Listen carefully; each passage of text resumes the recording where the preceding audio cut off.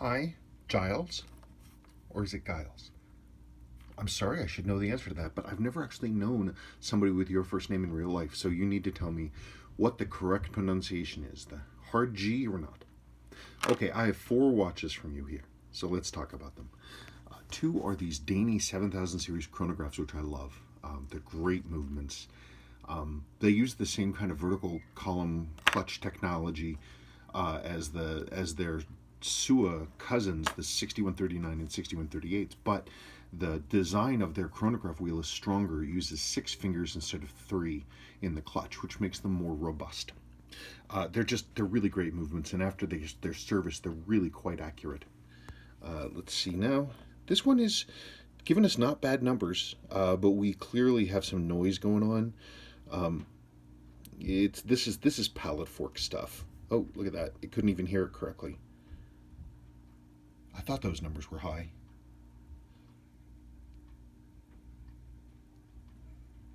Yeah. Okay. Well, whatever. But it's still straight. It needs cleaning. This is you can hear that that one side of the signal, the tick is clean and the talk is not. So we're getting this weirdness and it's having trouble hearing. But we can see that it's relatively steady, and I don't have any fear about this one. It doesn't have any moisture damage inside. It's intact. It resets to 0. I'm not afeared about that one. Okay, I got to put the phone down. So you guys hum a little tune while I go and I put this case back on, and we put the next watch on the time grapher. Let's do that. And the next watch here is a 7015 7010. This is a cool one, a cool model, not often seen at all. Unlike the other 7016, this one feels a little more gluey in the mainspring. And my machine's having, no, it's hearing it. That's a cleaner signal. Yeah, not bad numbers. It's the usual thing. Again, after servicing, these tend to run in the 260s to the 280s. They're excellent movements. And because all of the wheels are smaller and the balance is smaller, it takes less power for the mainspring to push the train around, which means we get higher sustained amplitudes. The advantage with a bigger balance is you have more stability in terms of the rotational force on it, but I think that the smaller wheels are better because it also means the mainspring arbor ports are less prone to wear. Okay, I'm going to go through the numbers on these watches and then we're going to talk about cosmetics. So let's talk about cosmetics now because the other two watches, one is quartz, the other one is not running. So hang on for me. Yeah, great watches, these Danny chronographs, just fantastic. Let's get things going here. So in terms of cosmetics, here's the 7016 6050.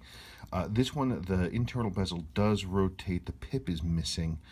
It should be right here, right there, that pip. That should be up at the top. I can replace that. Your loom is degraded in the hands, and you're getting some paint flaking off of here. I might have a better handset for this, even though this is a rare model. If this were my watch, I would definitely clean up the loom. I would definitely replace this loom because this black stuff, this is just gross. I would restore the hands. It would look vastly improved. These are really fiddly to service. That's the only thing that I complain about the Danny chronographs is they're really tightly built, and they have a number of intermediary plates in the movement that you kind of have to thread the pinions through, which makes it a little bit tougher. But when you have the knowing of it, then it's fine. So anyway, there's that one. Let's pull this one off here. The buttons on both of these things are gluey, but you know that. I did test the reset on all of them, and they do work. This is a rare model. I've never actually seen one of these in person. Very cool, sort of a helmety kind of case. This internal ring does not turn. That's fixed. So you don't have to worry about that turning or not turning. It's not supposed to turn. Again, like the other one, this one has some loom damage. Reluing this kind of a dial with these slot markers is a bear. That's a real pain in the butt to do and make it look right. That's really tough. Also, it's got this green loom, which is something that's particular to Daney. I don't see very often. I don't know. It'd be tough. I think it'd look better if it was cleaned up and reloomed, but it's just, boy, Nelly, that's just it. They're just, I've had mixed success relooming these kinds of dials, because feeding loom into that can be really tough to do correctly and have it look clean. It's a challenge. You think about that and decide if you want me to do that. I'm not 100% sure about this crystal. I'm going to have to research that. Okay. The next one, this is your 7549-7010. It's very clean for being unrestored. It's never had any water inside. It's correct. It has the right coil with the plastic wrap on it. The movement's complete. It's original. It's there. Was it screwed shut though. This thing did not want to open up. It had absolutely no interest in opening. I had to put Big Bertha on it to get her open. The hands are hazy. They need to be cleaned up. I can't do anything about these little black pecks here, but I would hope that the haze on the hands I can actually get clean. I mean, the dial is great, and obviously it's a runner. It's complete watch. I'd say it's going to be, service seal, the usual thing. Let's see how snappy things are. Ooh, Arabic English. Isn't that interesting? Yeah, that's pretty snappy, actually. Hacking works. Your hand is not completely set right. Your cannon pinion's worn. Cannon pinion, your center wheel's pretty worn. That's really loose, actually. So we're probably going to have to talk about replacing the center wheel and or the cannon pinion, but thankfully I have them. I'm one of the few people around who has new old stock cannon pinions for these. That's pretty straightforward. Okay, now the challenge. So this is a 6105 8009 Resist. It is the rarest of the 6105s, made in the fewest numbers. The Resist marked 6105 8009. This one had water inside. It is it's going to be righteously challenged. That's pretty gnarly. It's the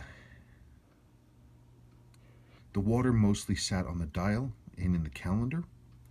The front half of the movement, the bottom half of the movement. The setting lever, winding pinion, is all rusted together. I can't pull the stem at all. And we have all this rust, especially around here. All of this stuff is going to be junk. And I have actually gone through things like this recently. This watch right here, let's see if I can pull this out a little bit. A guy wrote me recently, and he found one of those. He was metal detecting, and he found one. It had been lost probably not long after it was new, because the case is so nice. And this one, the movement was about like yours. And I was like, some of it moves, and the balance moves, and I should be able to bring it back. I had to replace basically every single moving part inside that watch. The plates are original. The winding bridge is original, but the rest of it all had to be replaced. And as you can see, the dial, the markings are faded, and it's just going to be a challenge. Now, something like this, that dial is not going to come clean. These marks are probably going to stay. What's left of these hash marks is going to go away. Probably when I clean, these marks are going to go away as well. That printing could stay. The automatic is going to go. It's going to be rough. These hands are going to be pretty rough as well. And I guarantee you that most of the inside of the movement is going to be replaced. Is going to need to be replaced. So it's really a matter of what you're willing to invest for one of these, for a watch that is always going to be a little compromised.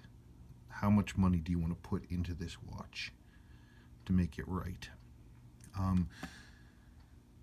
Yes, it's mostly there, but we're going to have to replace most of what is there, which is unfortunate because, again, it's a rare model. So you need to think about that. Alternatively, you could always trade this in to me for parts against some of the work that I could do on this,